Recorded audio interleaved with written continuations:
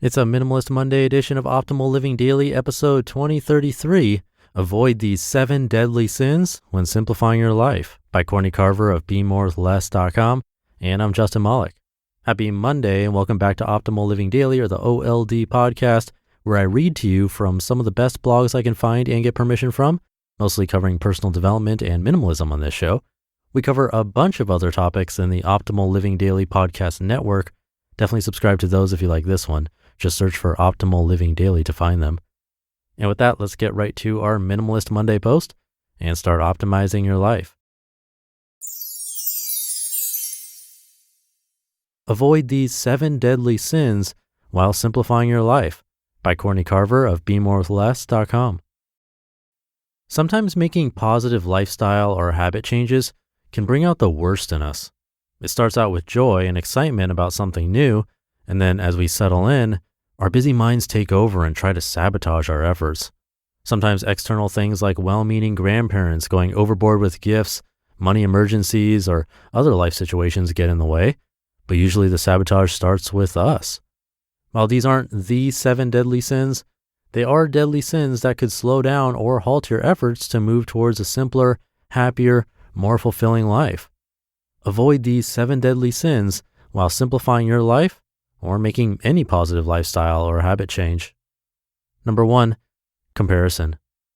When you compare your efforts to others, especially others who are years into the process, you discount the progress you've made and the benefits you are experiencing.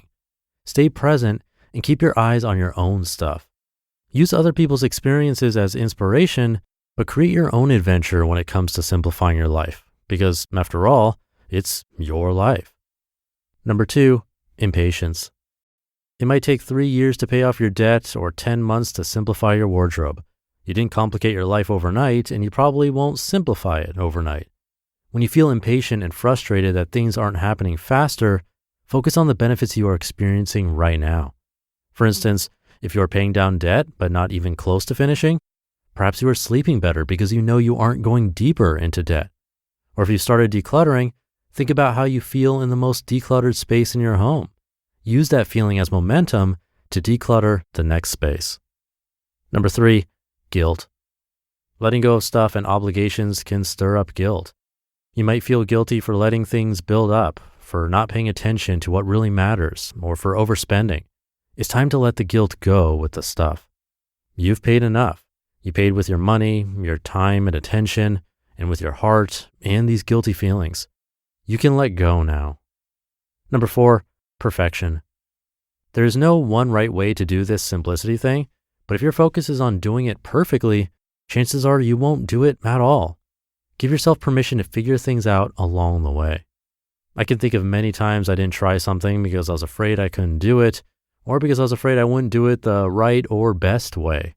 Usually though, I was just afraid it would be ugly. When I say ugly, I mean challenging to figure out or uncomfortable and imperfect. Now I try things even if I don't know how or don't know if they will work. I turn things upside down, burn them down, build them back up, recreate, reinvent, rewrite, and stumble through until my ugly idea turns into a butterfly. Perfection doesn't encourage you, it derails you. There's no room for it in your simple life. Number 5, persuasion. If you're excited about simplifying your life, it's natural to want everyone around you to be excited too.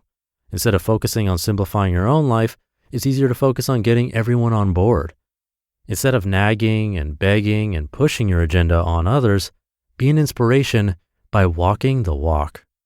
As Rob Bell says in his podcast, quote, "You cannot bring people where they don't want to go," end quote. If you want people to see the joy in less, live joyfully with less. Number 6, emptiness. Freeing up space and time in your life can feel uncomfortable. You may feel compelled to fill the emptiness of a decluttered room in your home with more stuff, or an empty calendar with appointments and commitments to avoid the discomfort. Instead, fill your newfound time and space with things that really matter to you. If you don't know what that is yet, fill your time and space with curiosity, self-reflection, and love. Number 7, fear. Living in fear of what others may think of you, struggling with the fear of not having enough, or being fearful of needing something just in case, thwart your efforts to let go and live more simply. When we live in fear and scarcity, we forget to live. The next time you feel fearful, switch gears and choose something else. Author Elizabeth Gilbert says, choose curiosity over fear.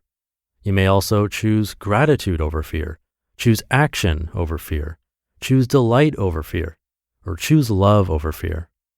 If any of these 7 deadly sins have gotten in your way or tripped you up as you attempt to simplify your life, that's okay. I've struggled with each of them at one time or another, and I'm sure I will again. I'll do my best to avoid them, but even more importantly, I'll notice them instead of getting carried away by them. You just listened to the post titled, Avoid These 7 Deadly Sins While Simplifying Your Life by Courtney Carver of BeMoreWithLess.com. And thank you to Courtney. I'm sure we've all felt at least one of these 7, if not multiple or all of them like she has. And these can really make a difference in our progress of simplifying or really doing anything that we're trying to set our mind to. And one of the best things we can do is try to become aware of this, or of these 7 deadly sins, as she calls them, so we can notice them and make adjustments. So think about this in your own life. Have a great start to your week, and I'll catch you tomorrow with a post from Leo Babauta of Zen Habits, where your optimal life awaits.